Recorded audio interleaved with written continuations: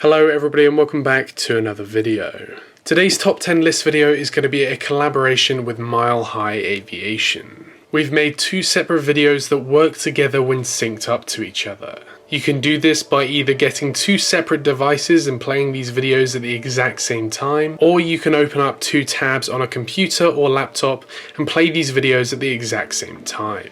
Milehigh's video will be linked in the top line of the description or in the card section in the top right hand corner of your screen now. You can sync these two videos up by playing them at the start at the same time or by using the timer that will play in a moment. If you do not have access to two devices or a computer, a one-take video will be linked in the second line of the description or be linked in the card section in the top right hand corner of your screen now. But apart from that, sit back, relax and enjoy this video, or should I say videos.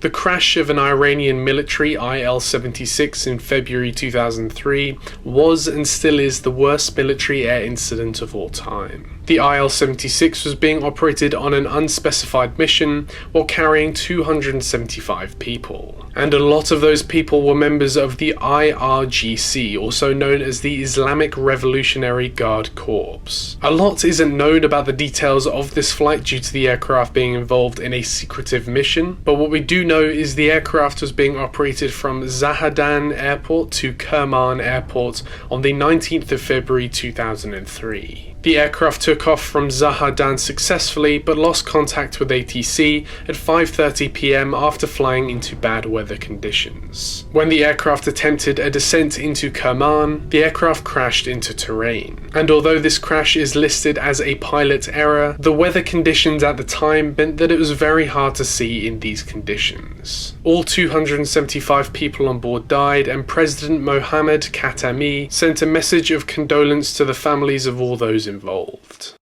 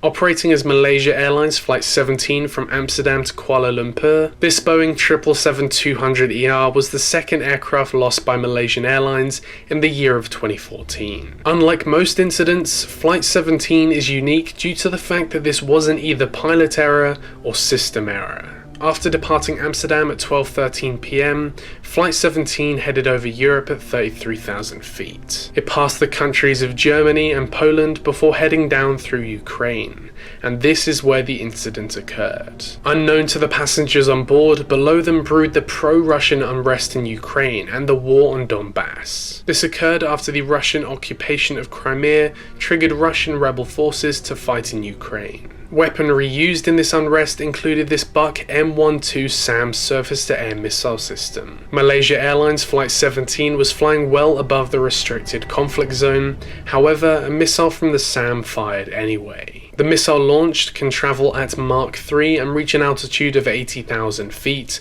meaning that this Boeing 777 had no chance in avoiding the missile. On explosion, 800 metal fragments entered the cockpit and business class cabins, which in turn tore the front of the aircraft apart, which in result caused the aircraft to crash and all 298 people on board died. Although the missile was believed to be Russian, President Vladimir Putin claimed that the incident was the responsibility of the country where the aircraft crashed, being Ukraine. For the first year following the crash, Russian media led on that a Ukrainian Su-25 fighter aircraft shot down the plane. But in 2017, this was proven wrong by the Ukrainian military, showing with radar data that there were no Ukrainian fighters present at the time. The reasoning for the shooting was never admitted, but investigators believe that Russian forces mistook the aircraft for a Ukrainian transport plane, and Igor Girkin is the lead suspect responsible for downing the airliner.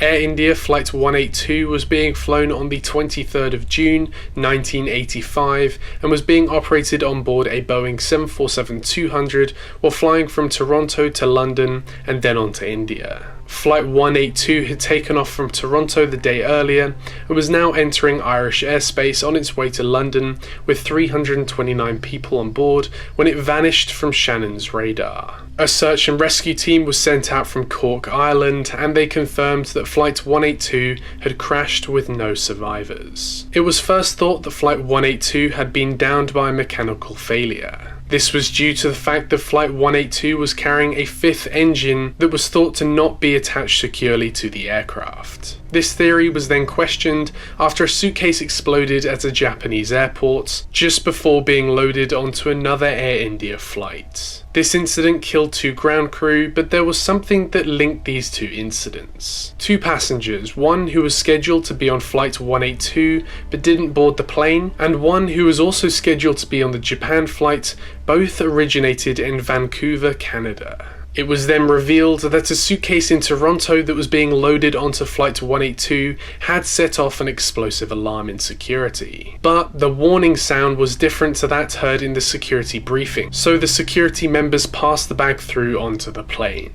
This connected with the fact that audio recordings on Flight 182 ended abruptly, hinting at a sudden explosion, led the Indian investigating team to believe that this was an act of terror. This was the worst aviation terrorist attack until September 2001, and the incident claimed the lives of 229 people, which could have been much worse if the second bag exploded mid-flight. In 2006, Interjit Singh Rayat, who is a Sikh extremist and believed to be the man responsible for the terrorist attack, was charged with perjury and sentenced to just 9 years in prison. He was then released in 2017 with restrictions, and I just want to say, I don't care what restrictions this guy has, there are murderers that get more than 9 years, and this guy killed 329 people, and with the intent on killing even more. I have no clue how this guy just got 9 years in prison.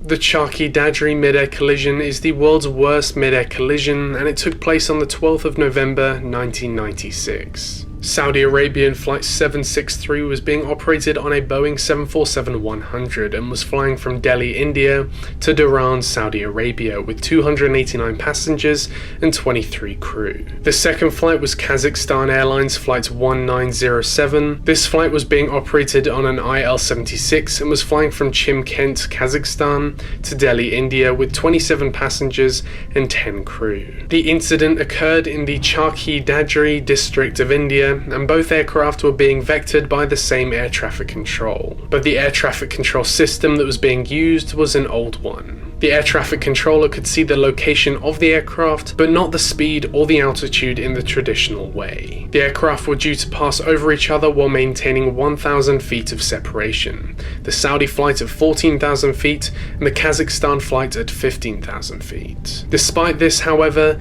the Kazakh IL-76 descended lower than anticipated. Although supposed to be at 15,000 feet, the aircraft was at 14,500 feet and was still descending. Before the crew could react to their mistake, both aircraft collided, forcing both aircraft to fall out of the sky. After the collision, both aircraft crashed 7 miles apart. Initially, 4 people survived from the IL-76 and 2 people survived from the 747, but both died shortly after. Changes were made after the incident, including an upgraded air traffic control system for most of India, with the hopes that this type of incident would never happen again.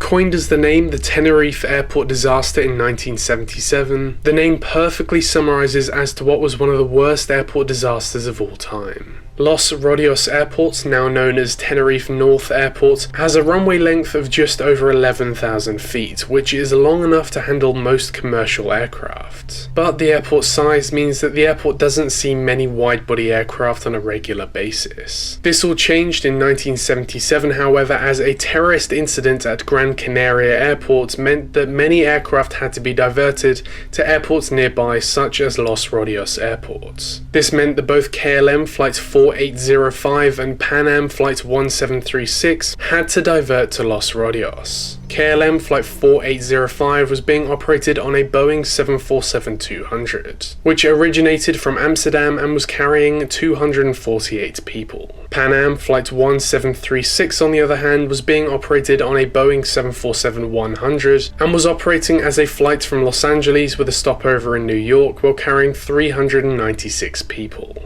After a lengthy turnaround filled with delays, the KLM 747 was ready to leave and lined up on runway 12. Meanwhile, the Pan Am 747 had just landed on runway 12 and was now backtracking due to the ill-equipped taxiways for Boeing 747s. What happened next would claim the lives of 583 people. With fog in the air and an unclear view of the runway, KLM Flight 4805 took off with the Pan Am 747 still on the runway. The two aircraft collided and a wreckage of fire ensued. It's believed that the incident occurred due to an unclear view of the runway due to fog, a failing radio frequency that made instructions very hard to hear, and a KLM flight crew that was very eager to get going due to the newly released KLM duty time regulations. Other points which may have not actually contributed to the incident included the incorrect aviation terms from both the pilots and ATC, such as responding with just the word OK. And on top of this, it's reported that the air traffic controllers were actually actively listening to a football match while on duty. All of these points added up to one of the worst air accidents of all time.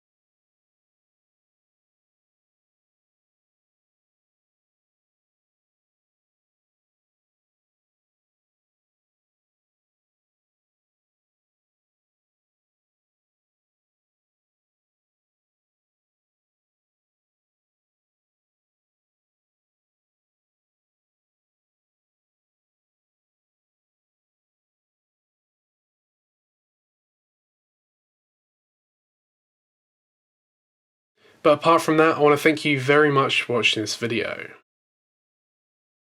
Feel free to let us know by commenting in the comments section below. We will both see you.